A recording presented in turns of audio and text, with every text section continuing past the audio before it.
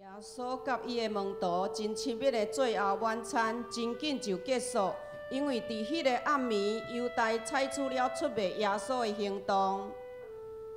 彼得这位耶稣上忠实的朋友，却伫耶路撒冷的宗教领袖煽动政府官员去掠耶稣，下时3摆拒绝认伊。